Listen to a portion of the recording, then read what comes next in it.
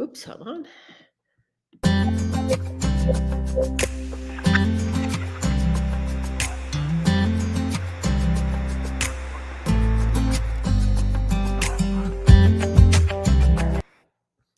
Okay. Hey there, Denise. Hold on, I'm going to get rid of that. There we go. There we go. Okay, so it's just going to be the two of us today. Myself, Mary Oquendo, and Dr. Sacheen Mobley. Denise has got kid stuff to deal with. Hi, everybody. Hi, everybody. So this week, our topic is going to be the books we chose on biographies. Okay. Now, anytime I'm going to be doing a biography, it's going to be historical in nature. It's going to be somebody who's dead. And I'm probably going to pick someone who might be dead, absolutely, but could also still be living, contemporary or historical. Okay. So the book I chose is A Woman of No Importance. It's by Sonia Purnell. Okay. uh, and I really like this book. So let me tell you what the book is about. Yes. The book chronicles a woman named Virginia Hall. And Virginia Hall was an American socialite. And she did her education in Europe, as the way at the time, that's kind of what people with money would do, send their Yes. kids to Europe. So she fell in love with France. She really wanted to make France her home. Okay. Okay. So then what happens is World War II. And so off the bat, she's a woman, and you think the patriarch is still is terrible, and it is. Yes. It Yes, is. it is. But we've come a long way, baby. True. True. Okay. So at the time, women were, if they're involved anywhere in war, they're nurses, or in her case, ambulance driver. Got it. Yep. So that's what she did. She drove an ambulance in the beginning for injuries, but this is all in France. Okay. Okay. She wants to take a bigger role. Okay. But she has a riding accident in which she loses her leg. Oh, okay. Okay. So at the time, the prosthetics were not comfortable. Okay. So France doesn't want anything to do with her being anything other than an ambulance driver because, she's a woman. Mm-hmm. Okay.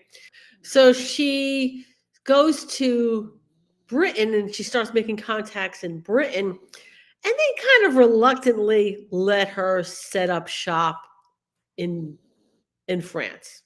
Okay. What it really turns out is, honestly and truly, I don't think the French resistance would have been successful if it was not for her personally. Okay. Okay. And she had to, it was an uphill battle. I mean, so the men who were her bosses sabotaged her. Other men running other little French resistant pockets sabotaged her. Mm-hmm. But the people who worked with her Mm-hmm. loved her. Mm-hmm. Okay.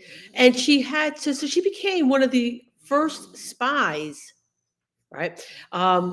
Even though she was an American, at first, America didn't want to have anything to do with her because they weren't in the war yet. Right. Okay.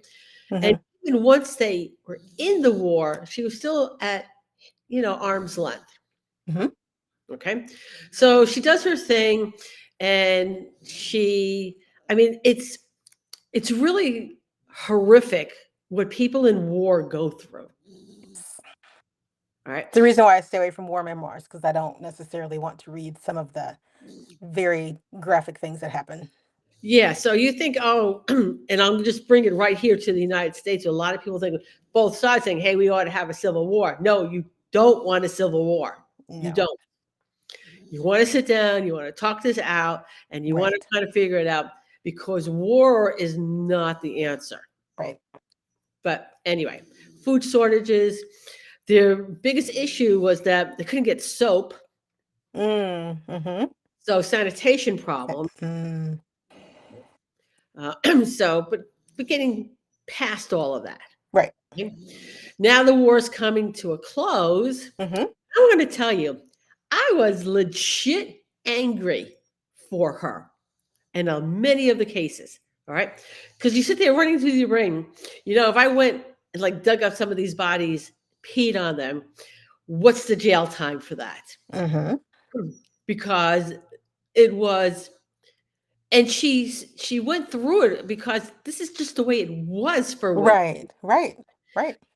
Um, so she tolerated a lot of crap from the men. Now, World War II now has ended, and she's now going home. So she ends up going first back to Britain and then back to the United States. Mm-hmm. And do you know France did not even recognize her contributions until after she was dead? Well, that seems about right. Yeah. All Yeah. right. So, and in the United States, they were just now forming basically the CIA. Right. And so they tried to like put her in like secretarial work. Right. Yeah, I know. Let's all roll our eyes. Right. Okay. But eventually, again, after she's dead, all right, is when she has like a building named after her for the CIA, and all of her recommendations from the United States and France. Britain was actually a little freer with like medals and stuff like that, Mm. Okay. but nonetheless, it really wasn't until after she passed that Mm-hmm. she really recognized for all that she did. So she was a Yeah. handicapped woman. The prosthetics were terrible. Yep. She was a spy for the French resistance. Mm-hmm. The Germans were very eager to capture her. Oh, I'm sure. They never did. Mm-hmm. So it was, um, I admire the hell out of her. Yeah. So, Yeah. That posthumous recognition is always interesting. yeah.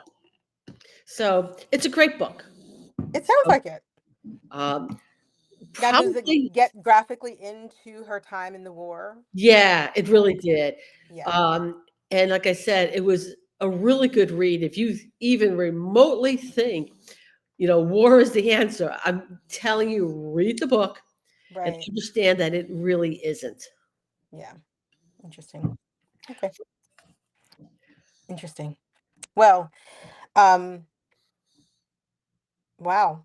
I've never heard of her. So now I know someone else that I can go and look up. I may not read the memoir. Just again, I don't like war stories per se for that reason of I don't even watch war movies. Well, I don't like war movies too.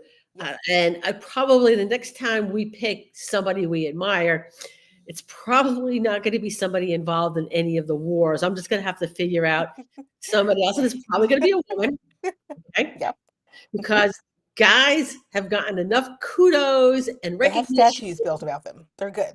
They're good. They're They're good. good. All They're right. not hurting for recognition. They are not hurting for recognition. So, but instead, the person, I'll just guarantee that whoever I pick will be not alive. Yeah,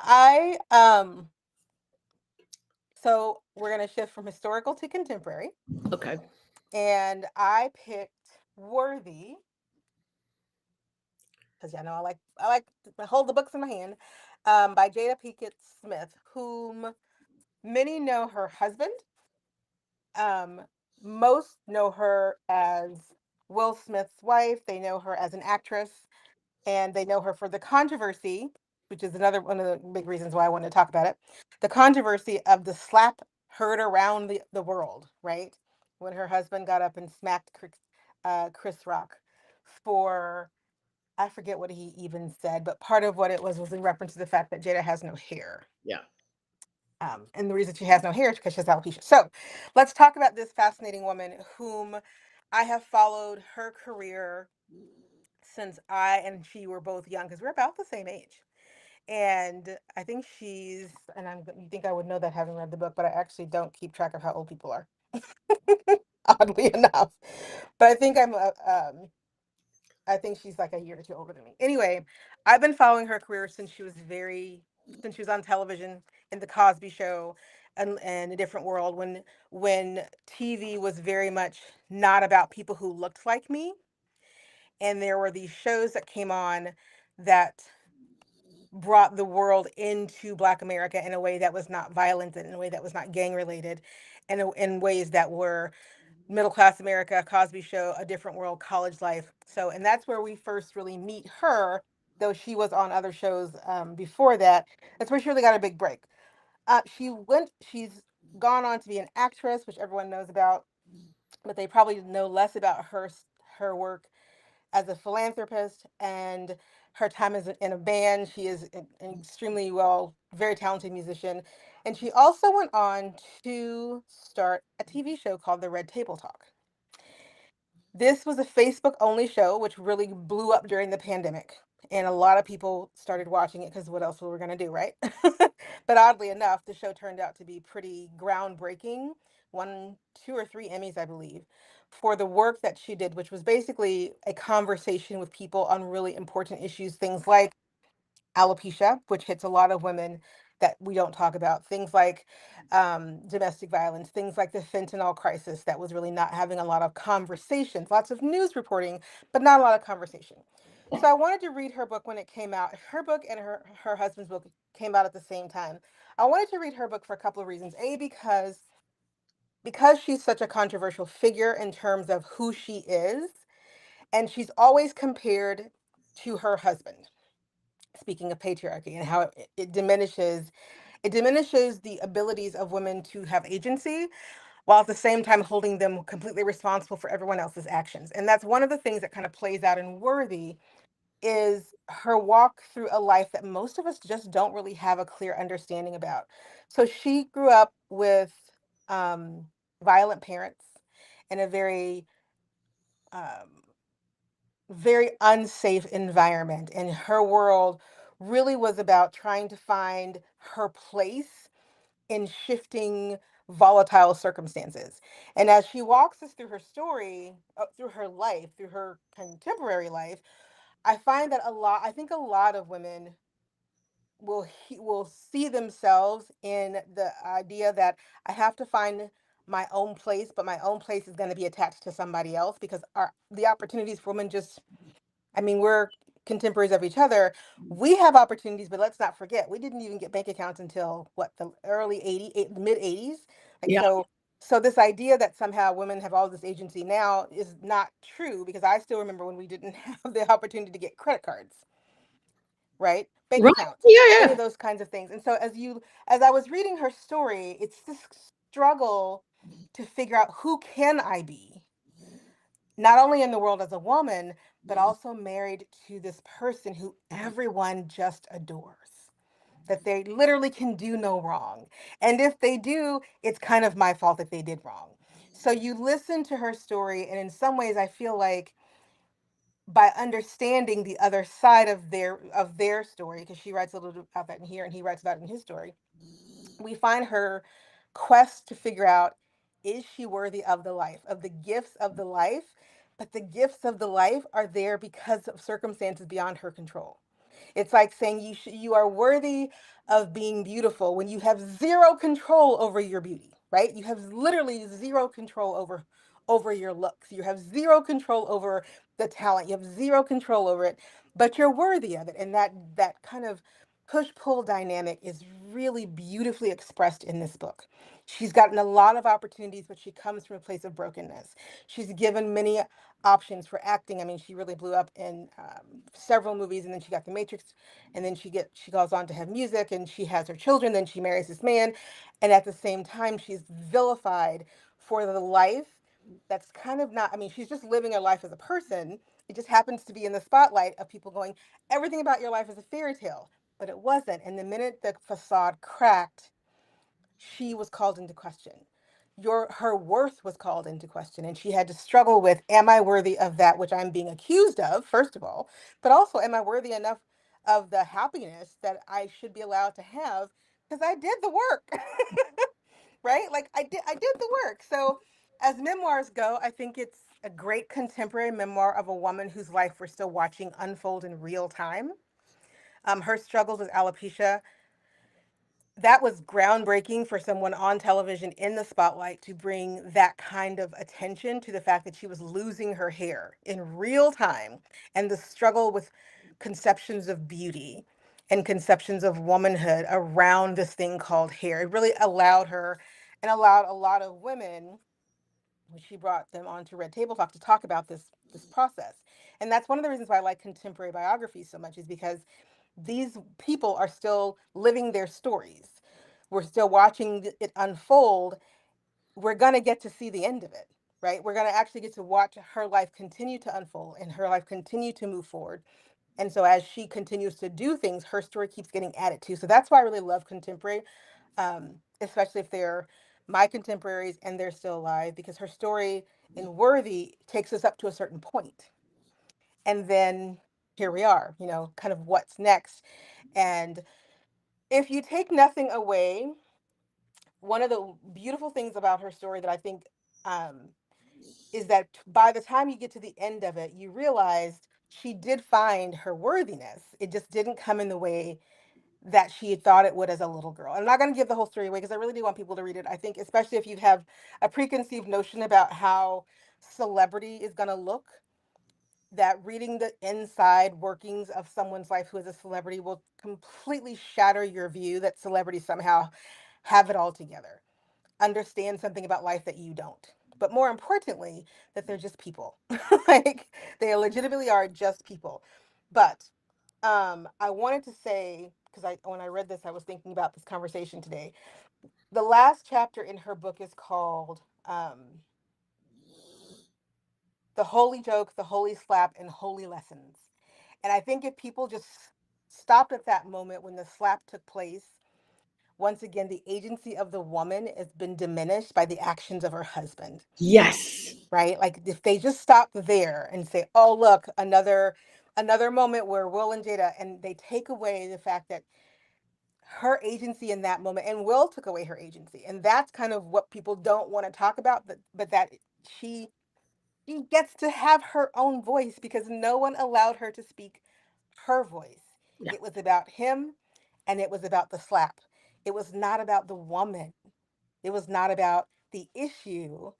And it wasn't about the agency of her to own the moment and choose how the world got to see her. Instead, she was forced into another narrative where she was playing the supporting role in someone else's drama. So I think if you read nothing else, read the last chapter. I think you'll be fascinated. Yeah. And the one thing I will say, did not, I don't watch award shows. Yeah, I was watching that night. I no, I just don't have any interest in them. Yep. Okay. And for those who are in the industry, the pet industry, if unless I'm actually at Groom Expo, I am not Mm-hmm. watching the Barkley Awards. Right. Right. Fair. Fair. It's whatever. Okay. But the joke, all right. I think jokes when you're talking about people's personal how their appearance, Mm-hmm. I think they're not funny. They're not funny. They are I not. agree. They're You not funny. so I didn't think the joke was all that funny to start off with. His reaction, I don't know. Also, so the joke wasn't funny. His reaction, I don't blame him for his reaction. I blame him for the action Yes, that came from his reaction. I yes, would have been upset as well. You don't get to make fun of my wife who has publicly said I struggle with alopecia. right. The reason I have no hair. Like, this has been a clear there's a clear explanation here. Yeah, Number 1. And number 2, I think just like the slap took her agency, the comedian was also trying to take her agency. yes, That's the thing. Like, both of these people were trying to were literally saying, "You're not your issue is not the issue. We're the issue. yep. We are the important part The of guy, this story." the guy. That's what yes. Yes, the guy. We're the important part of this story, not your agency, not your alopecia, not your moment, us. Yeah, And it was just so, I remember the night because, first of all, I don't necessarily watch award shows a lot, but I did watch that one because I think, if I'm not mistaken, he was getting Will Smith was getting like an award of some kind. So the whole family was there. And I like Jada, I like Will, I like the movies, you know, whatever. And so I was paying attention, but I missed the real time slap. I was doing something else. And I wasn't nobody was expecting it. So no one was like sitting around watching Chris Rock. I don't like Chris Rock enough for anyone who watches this. I'm not a Chris Rock fan. So the fact that he was hosting, I was like, meh, whatever. Just I'll come back in when I hear an awards being announced kind of thing. So I missed it in real time. But I felt like if you read her book, and I read her book and I read Will's book at the same time, because they both put theirs out. So I listened to his and I read hers. It just reminded me of parts of their story where he cannot let her just be her. Yeah. It's got to also be about, and he's very candid about this now. It's hard for him to relinquish control over his desire to protect, with also realizing that protection comes with this box that you keep slotting her into Right. every single time. And that night was just another example. He couldn't let her take that heat because he just couldn't, which took away her ability to say anything, because it also stole her voice that night. Yeah. She could say nothing because anything she said, and it was all over the news. Anything she said, either she was not supporting or she was the problem. Like either way, she could say literally nothing. So it's a good book. I really recommend it to people. I think if you really want to know about the journey of a contemporary person, a contemporary woman she's had an amazing life. All right. Tell me about some of the, because it's in the book, correct? The slap. No, no, no, no. Oh, her. Her philanthropy, because that's not Oh, something I knew about her. so it is in the book. I'm gonna have to go back and remember what when I where I read it, but yes, it is in the book, Mary, and I cannot tell you what exactly. So therefore, I should go read it. You should go read the book. Go read the book. Go read about Will and Willow. Go read about being pregnant. Go read about the little gurus. It's she's not the woman you think she is, and I think you'll be pleasantly surprised. Okay, cool. All right. So, like I said, Denise is not here tonight, so her book All will right. be saved for another book club. Yes. All right. So we won't be here next week. No. 2 weeks. 2 weeks. 2 weeks. Yes. And we are reading Brave New World. Brave New World. All right, here we I'm go. hoping to have it fully complete by then, because it is. We'll talk It's a off short air book. on it. It's a short book, though. It's not long. No, it's actually not It's long, not but long. it is. I don't want It's, to give anything away.